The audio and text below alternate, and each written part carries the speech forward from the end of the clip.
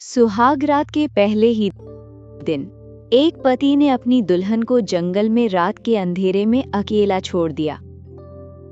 लेकिन उसे क्या पता था कि यही लड़की एक दिन उसकी किस्मत लिखेगी और वो खुद उसके सामने गिड़गिड़ाता नजर आएगा। एक सूखे से इलाके के किनारे बसे एक छोटे से बंजारा टोले में एक अत्यंत सुंदर और समझदार युवती रहती थी, जिसका नाम सुहानी था। उसके चेहरे पर ऐसी शांति और आंखों में ऐसी गहराई थी कि जो भी उसे देखता बस देखता ही रह जाता। वो बाकी लड़कियों की तरह केवल रूप में ही नहीं, बल्कि व्यवहार, बुद्धि और संस्कारों में भी सबसे अलग थी। एक दिन दोपहर की तपती धूप में वो अपनी सहेलियों के साथ गांव के बाहर बने पुराने कुएं पर पानी भरने गई थी।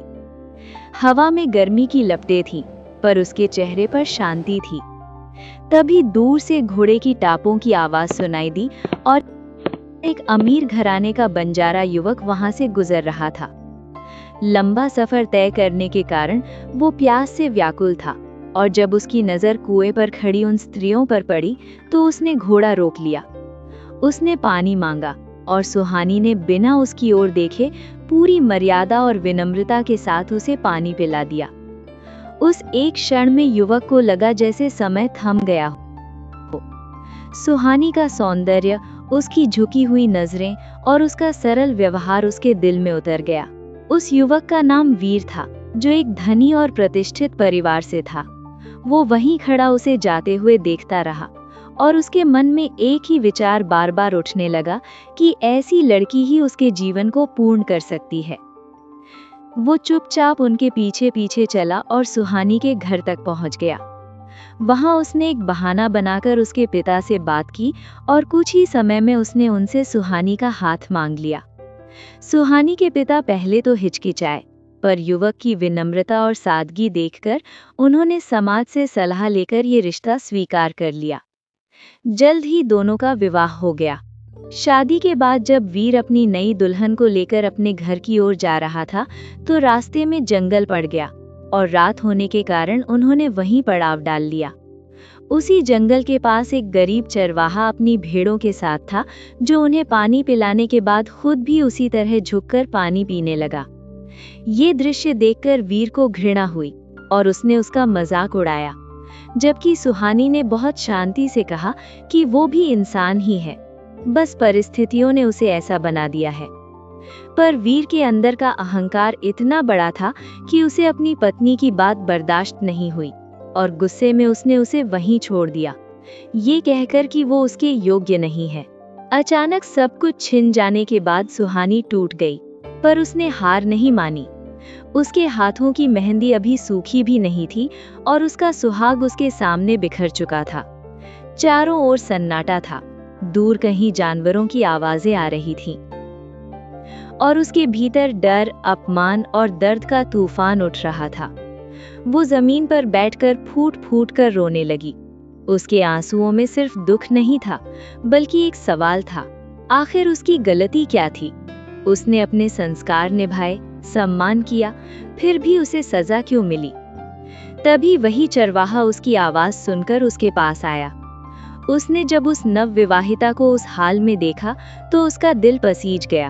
उसने बिना कुछ पूछे उसे अपनी बहन का स्थान दिया, अपनी बहन मानकर अपने घर ले गया। उस घर में गरीबी थी, पर दिल बहुत बड़ा था। सुहानी ने वहीं से अपने जीवन को एक नई दिशा देने का निर्णय लिया। उसने धीरे धीरे उस चरवाहे को शिक्षित करना शुरू किया, उसे सभ्यता, आत्मविश्वास और समझ सिखाई। उसने उसकी सोच बदल दी और उसे इतना योग्य बना दिया कि वो एक सामान्य चरवाहे से एक समझदार और प्रभावशाली व्यक्ति बन गया। कुछ समय बाद उसने अपनी सारी भेड़ें बेचकर उस धन से बेहतर जीवन की शुरुआत की। सुहानी ने उसे घुड़सवारी सिखाई, दरबार की रीति नीति समझाई और उसे राजा की सभा में भेजना शुरू किया। धीरे धीरे वो दरबार में पहचाना जाने लगा। एक दिन राजा ने घुड़दौड़ का आयोजन किया और सुहानी ने अपने भाई समान उस युवक को विशेष निर्देश दिए कि वो जीतने के लिए नहीं, बल्कि सीखने के लिए जाए।